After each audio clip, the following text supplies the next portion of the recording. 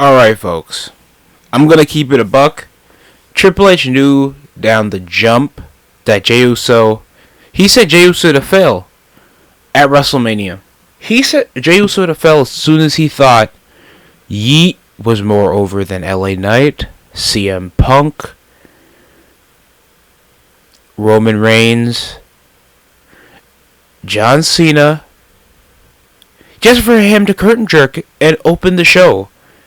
You know, Jay, congratulations. You feel that butterfly in your chest? You deserve it, man. Yeah, I'll be there warming up. No, I need you tonight, right now. Right now? For what? Like a promo? No, we're not even going to vignette it. What? We're not going to even give you a vignette. Why not a vignette? You're not getting a vignette. What? We already used the vignette money for the extra pyro to begin. I was already outside. Open the show. You're going to get Del Rio 2012. You're going to get Sheamus 2012. Del Rio was 2011.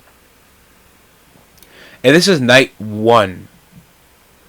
Guys, and look, I'm all for you guys just enjoying the product, especially if you're not a regular consumer of the product, or you just don't mind consuming content just for more content and not trying to give your own dislike, giving feedback over to the source of things could be better, but it could have been worse. Like what? Nigga, not giving the belt to Jey Uso. Like, out of all the things, I hate when you guys make the detriment, when you guys do these top 10 lists of poor booking decisions. These poor spur-of-the-moment bookings have ruined the relevance of current superstars. Like, over the whole heel turn of the New Day, you forgot fucking Xavier Woods is King of the Ring, and Kofi Kingston's a former WWE champion. You got two Rich Swans as a tag team still to this day. They're a Hall of Fame tag team. Kofi's Intercontinental title hot potato wins and U.S. title reigns is more relevant than his WWE championship that he won at WrestleMania against Daniel Bryan, a Hall of Fame caliber talent. Yo, WrestleMania Night 1 had some hits and some misses. I would say primarily misses than hits. CM Punk is taking that he kissed the ring, headlined night 1 of a Coachella, knowing that he's not really going to be the only thing that people are going to talk about at the end of the weekend. I don't get the whole thing. It felt like I was watching an overpriced Raw. You motherfuckers. You can dick suck whatever. Triple H can dick suck whatever he wants, putting himself in the Hall of Fame. These people bought tickets for both nights. What analytical position you're gonna have saying that they got a record 100,000 people in attendance in 2 nights? The Royal Rumble still did more impressive numbers than 2 nights of WrestleMania, and everybody's gonna know it. They had the hard cans set for a majority of the match. Matches on the pay-per-view. Barely a wide scale. Jade Cargill and Naomi was actually an underrated match. Naomi hit a cool range being the heel that I swear they should have done earlier in a different direction. That got more footage. Almost fucking Americano fake luchador Chad Gable got more screen time, vignette, and video package than the Royal Rumble winner. Main event Jey Uso, one of the key single guys that came from being a long-term tag team partner. My favorite match from the show was LA Knight versus Jacob Fatu. I thought Jacob Fatu, perfect time to win it. LA Knight still got sold like a star. Last-ditch effort. I thought it was good psychology. Not spamming finishes, showing Fatu, LA Knight needs to do a lot more to try to catch Jacob Fatu off guard.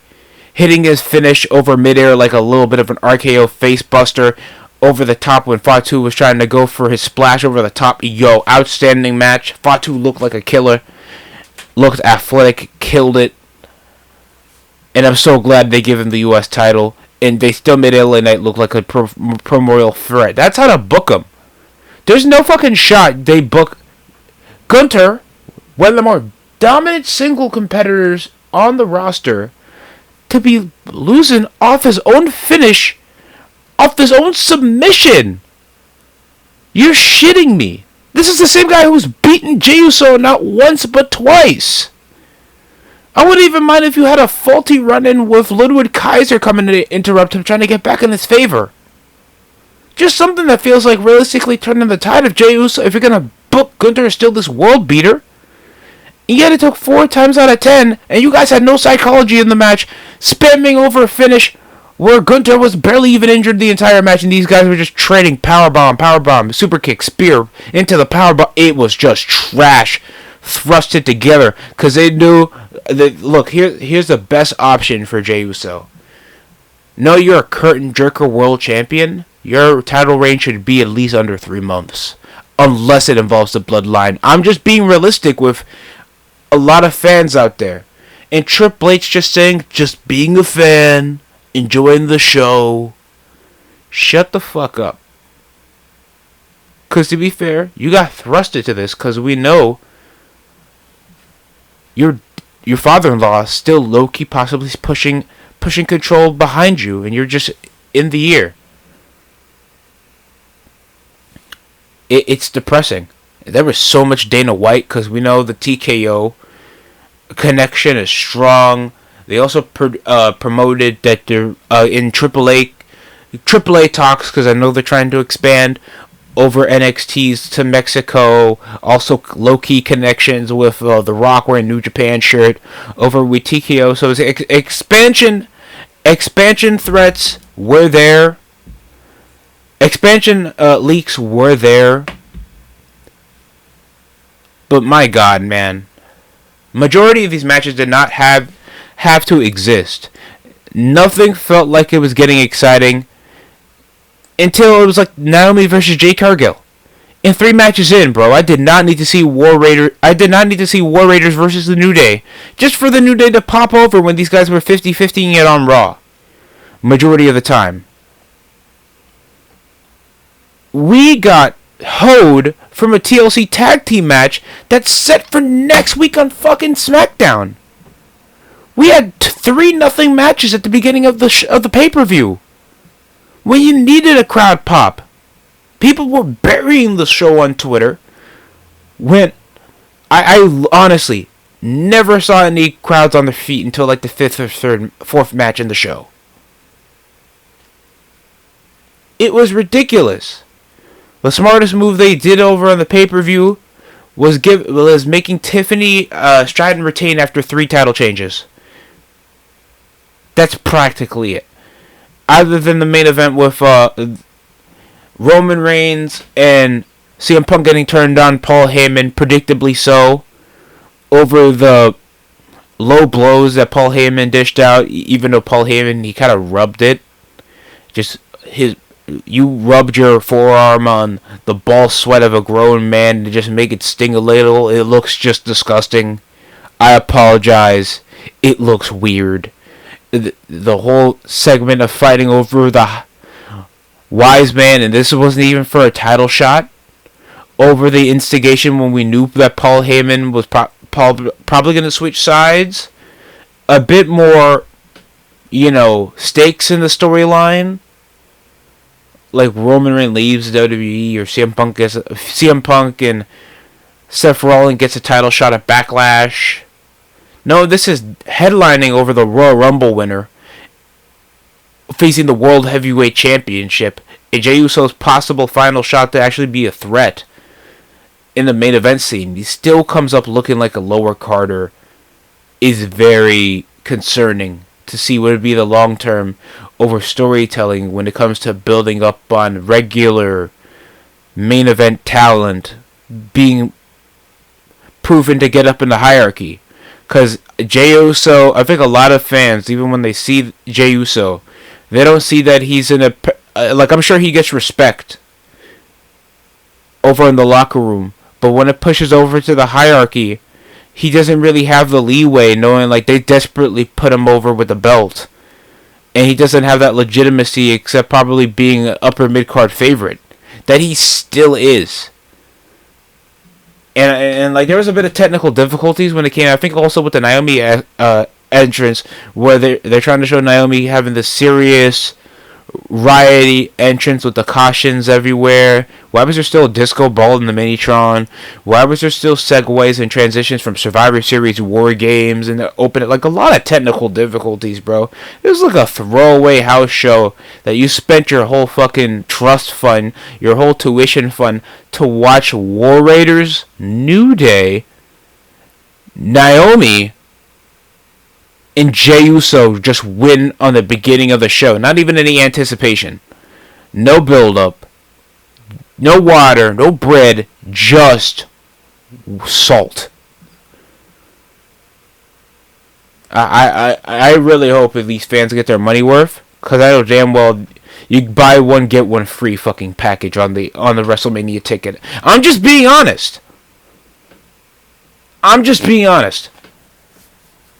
At this point, I didn't hear any buyer's remorse when people were talking about TNA Unbreakable.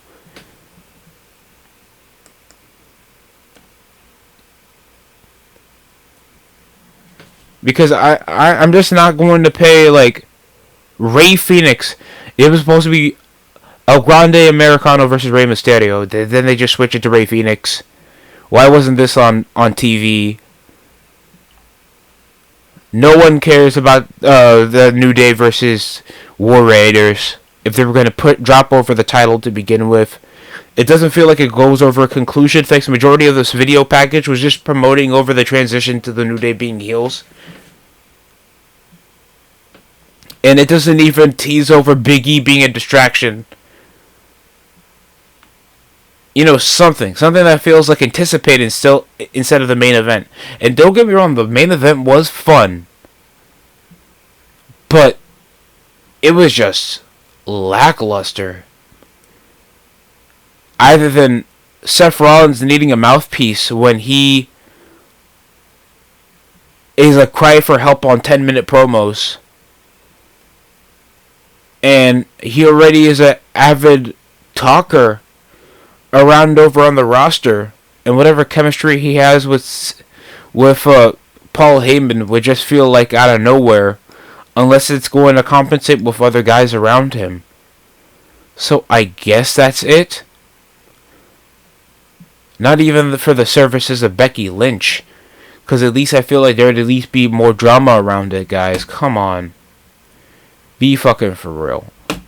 If you paid for night 1, I feel bad, because night 2 looks like it's actually going to be more important. And I would be very excited to watch the Braun Breaker, just to see him spear the shit out of Dominic Finn Balor, see Penta do some cool lucha shit, the 3-way that's actually with more important women in the division. Styles and Logan Paul is probably going to be a barn burner and a highlight reel, knowing how AJ Styles can carry for good performances, and we'll probably get a surprise appearance in a headlining title match that actually will main event the show. Just saying. But that's just my opinion. Tell me how you guys feel down below about night 1. I'm very disappointed. There were some bright spots, but heavily disappointed over on night 1. I feel like over the compensation for what WWE is market valuing and the amount of monetization whores they've gotten since getting public interest by but being publicly traded because of TKO, there's just so much shit that they don't have to leave down the water. Like, I don't know how much compensation you guys need to push over if you weren't doing a 2-night event and it was more consumable over a 9-match format on pay-per-view. I don't know what would be considerably of a marketable difference. And it would still be 4 hours. Now you're watching 4 hours of fucking wrestling again. Back to back. But that's just my opinion. If you guys enjoyed the show, I really hope you did. Enjoyed your weekend, enjoyed your Easter.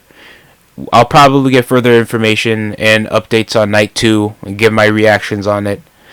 that's it for me. Like, comment, subscribe for more over in the DST show. Try to share it to everybody. Try to grow the channel.